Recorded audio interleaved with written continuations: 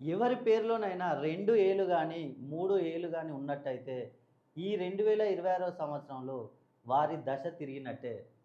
ఎందుకంటే వీరు సూర్య బలంతో ముందుకెళ్ళబోతున్నారు.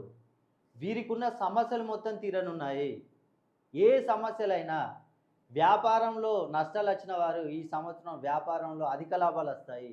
అదేవిధంగా సంతానం కలగని వారికి ఈ సంవత్సరం సంతానాలు కలుగుతాయి. వివాహాలు కాని వారికి వివాహాలు జరుగుతాయి.